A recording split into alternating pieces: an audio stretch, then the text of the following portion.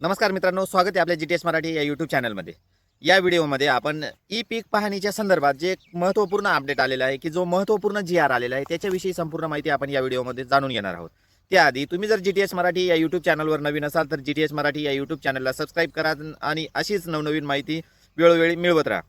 चला आपण बघूया काय आहे पीक पाहणी संदर्भातलं ते नवीन अपडेट.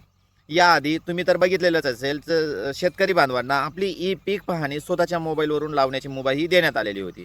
ज्या पद्धतीने शेतकरी बांधवाला आपल्या शेतात या पद्धतीचं पीक पेरणं महत्त्वाचं आहे, त्याच पद्धतीने शासनाच्या ज्या वेगवेगळ्या प्रकारच्या योजना आहेत, जसं की पीक विमा असो, पीक कर्ज असो, त्यानंतर काही नुकसान भरपाई जर झाली तर आपलं अनुदान देण्याची पद्धत असो, या सर्व गोष्टींसाठी आपल्याला पीक पाहणी आपल्या शेतात लावणं अत्यंत आवश्यक आहे.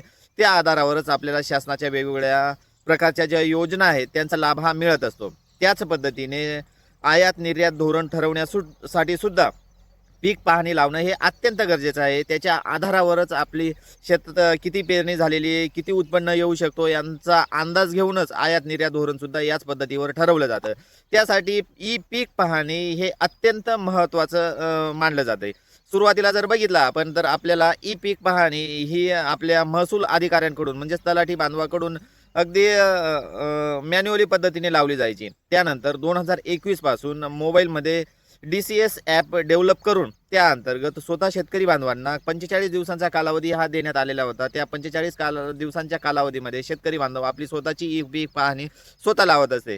पण काही तांत्रिक अडचणींमुळे किंवा जर काही गोष्टींमुळे शेतकरी बांधवाला जर आपली ई पीक पाहणी लावता आली नाही तर तीच ई पीक पाहणी एका सहाय्यकामार्फत 45 दिवसांचा कालावधी हा सहाय्यकांना दिला जात होता आणि त्यांच्या मार्फत ती ई पीक पाहणी लावून त्याचं उद्दिष्ट हे पूर्ण केलं जात होतं. या पद्धतीची ही प्रक्रिया सुरुवातीला चालू होती. पण त्याच्यात सुद्धा काही विसंगती आढळल्यामुळे शासनाने आता एक केंद्र शासनानेच एक ॲप डेव्हलप करून अगदी राज्य आणि केंद्र शासनामार्फत राबवली जाणारी या पद्धतीमध्ये त्याच्यात पीक पाहणीत काही सुसंगता यावी, अचूकता यावी या उद्देशाने आता जो GR आलेला आहे त्याच्या संदर्भात DCS-MH या ॲपद्वारे फक्त सहाय्यकामार्फतच आपली ई पीक पाहणी लावली जाणार आहे आणि त्याची प्रक्रिया ही 15 जुलैपासून ही सुरूसुद्धा करण्यात आलेली आहे. तर तुम्ही जर ई पीक पाहणी लावण्याचं जर ठरवत असाल तर आपली ई पीक पाहणी लावण्यासाठी कोणते ठळक मुद्दे आहेत आणि कोणत्या गोष्टींची आपण काळजी घेतलेली पाहिजे हे या व्हिडिओमधून तुमच्या लक्षात येणारच आहे. तेव्हा व्हिडिओ कुठेही स्किप न करता शेवटपर्यंत नक्की बघा. चला आपण त्या GRच्या आधारावरच समजून घेऊया आपली ई पीक पाहणी लावण्याची पद्धत कशी राहणार आहे या वर्षापासून. हा 15 जुलै 2026 रोजी आलेला हा जो GR आहे त्याच्या अंतर्गत सुरुवातीला प्रत्येक जिल्ह्यातील 10 गावांची म्हणजे प्रत्येक जिल्ह्यातील एका तालुक्यातील 10 गावांची DCS-MH ॲपद्वारे ट्रायल बेसवर राबवण्यात आलेली आहे. त्या पद्धतीने ती पूर्णपणे सक्सेस झाल्यानंतरच आता सगळीकडे ही पद्धत राबवली जाणार आहे. ट्रायल बेसवर चालवण्यात आणलेल्या ज्या प्रणाली राज्यामध्ये प्रभावितपणे अंमलात आणणे व्यवहार्य उपयुक्त असल्याचे निदर्शनास आलेले असून सदर प्रणालीद्वारे देशभर एक समान पीक पाहणी कार्यपद्धती विकसित होईल व केंद्र व राज्य शासनामध्ये माहितीची देवाणघेवाण अधिक सुलभ, प्रमाणित व परिणामकारक होईल. तसेच ॲग्रिस्टॅग, फार्मर रजिस्ट्री व इतर कृषीविषयक डिजिटल सेवांसाठी आवश्यक असलेली अचूक व प्रमाणित माहिती उपलब्ध होण्यासाठी हे उपयुक्त मानले जाते. त्यानंतर आपल्याला मोबाईलच्या DCS-MH ॲपच्याद्वारे कशी पीक पाहणी लावायची याचे ठळक मुद्दे हे देण्यात आलेले. दरवर्षी लागवड केलेली पिके शेतात उभी असताना केव्हाही आणि शासनाचे विविध पिकांसाठी विहित केलेल्या अंतिम तारखेपर्यंत अथवा यथास्थित शासनाने नियुक्त केलेल्या अधिकाऱ्याने निश्चित केलेल्या तारखेपर्यंत संबंधित पीक पाहणी सहाय्यकांनी शेतात प्रत्यक्ष पाहणी करून केंद्र शासनाच्या DCS-MH मोबाईल ॲपमध्ये शासनाने विहित केलेल्या पद्धतीनुसार पिकांची नोंद करणे आवश्यक आहे. म्हणजेच आपल्या पिकाची नोंद इथून पुढे सहाय्यक हा करणार आहे आणि शासनाने ज्या ठरवून दिलेल्या ज्या तारखा आहेत किंवा जी अंतिम मुदत आहे त्याच तारखेपर्यंत आपल्याला ती ई पीक पाहणी लावणं गरजेचं आहे. त्यानंतर पीक पाहणी लावण्यासाठी ज्या सहाय्यकांची नेमणूक केली जाणार आहे ती नेमणूक पूर्णपणे तहसीलदार हे करतील आणि प्रत्येकी 1000 ते 1500 प्लॉटसाठी किमान एका सहाय्यकाची ही नियुक्ती केली जाणार आहे आणि त्या सहाय्यकांसाठी कोतवाल, ग्राम रोजगार सेवक, आशा सेविका, महाराष्ट्र राज्य ग्रामीण जीवनोन्नती अभियानचे कर्मचारी, कॉमन सर्व्हिस सेंटरचे चालक, तसेच ग्रामस्तरावर मानधन तत्वावर कार्यरत इतर विभागातील कर्मचारी किंवा हेही उपलब्ध न झाल्यास माय भारत पोर्टलवर नोंदणीकृत नेहरू युवा सेवकांची नियुक्ती करण्यात यावी या संदर्भाचा तो आदेश या ठिकाणी देण्यात आलेला आहे. म्हणजेच यांच्यामधून एखाद्याची सहाय्यक म्हणून ही निवड केली जाणार आहे. आणि त्यानंतर संबंधित पीक पाहणी सहाय्यकाने लागवड केलेल्या पिकांचा तपशिलासह लागवड केलेल्या पिकांचे क्षेत्र, जमीन, जलसिंचनाचा स्रोत व प्रकार, शेताच्या बांधावरील वृक्ष, कायम पड जमीन, शेतातील उपलब्ध पायाभूत सुविधा तसेच शासनाने वेळोवेळी निर्देशित केलेल्या इतर बाबींची माहिती केंद्र शासनाच्या DCH-MH मोबाईल ॲपमध्ये विहित कार्यपद्धतीनुसार पीक पाहणी सहाय्यकाने अचूक नोंदविणे आवश्यक आहे.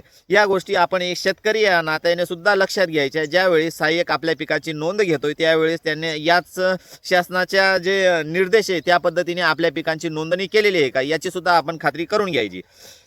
त्यानंतर संबंधित पीक पाहणी सहाय्यकाने शेताच्या बांधावर 20 मीटरच्या आत उभे राहून शेतातील उभ्या पिकांचे, शेताच्या बांधावरील वृक्षांचे तसेच नोंदविलेल्या कायम पड जमिनीचे अक्षांश रेखांश सह जिओटॅग केलेले किमान 2 सुस्पष्ट छायाचित्र केंद्र शासनाच्या DCH-MH मोबाईल ॲपच्या माध्यमातून विहित कार्यपद्धतीनुसार अपलोड करणं आवश्यक आहे.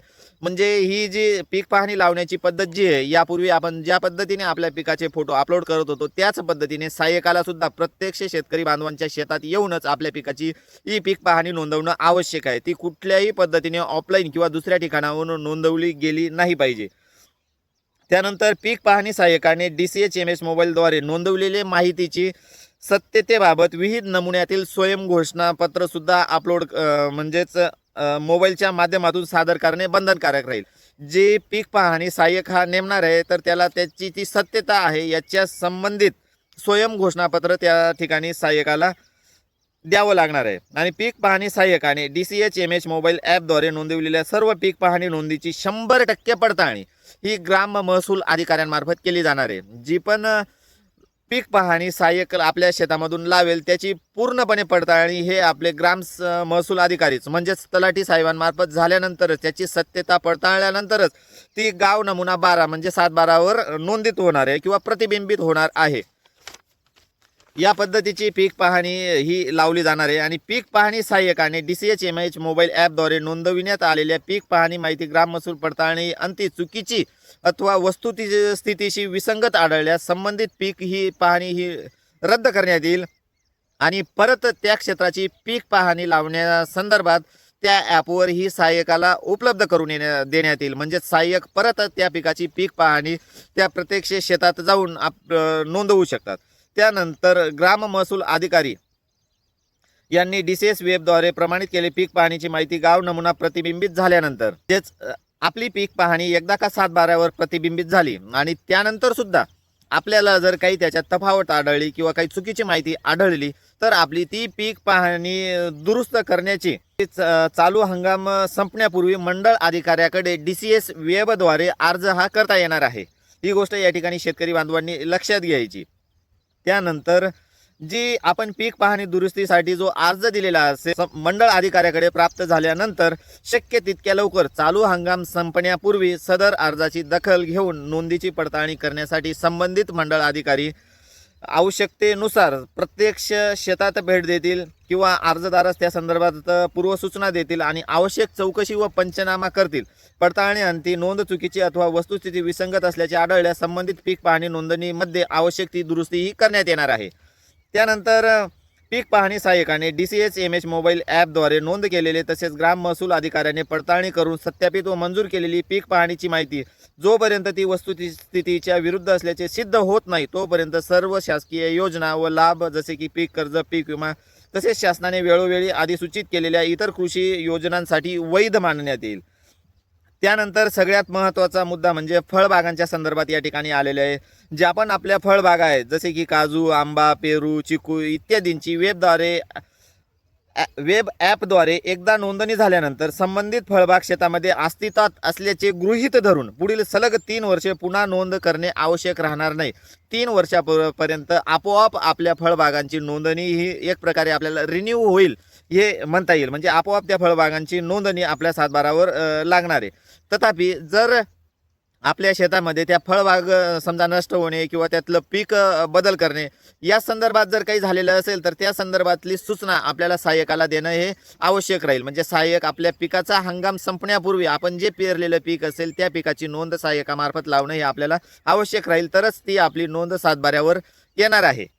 त्यानंतर जी DCS-MH ॲपद्वारे जी होणारी पीक पाहणीची माहिती आहे ती 3 वर्षापर्यंत ऑनलाईन पद्धतीने ठेवण्यात येणार आहे आणि त्यानंतर पुढील 5 वर्षासाठी डिजिटल स्वरूपात ती संग्रहित करून ठेवण्यात येईल आणि तत्पूर्वी संकलित झालेली माहिती देखील डिजिटल स्वरूपात स्वतंत्रपणे सुरक्षित ठेवण्यात येईल.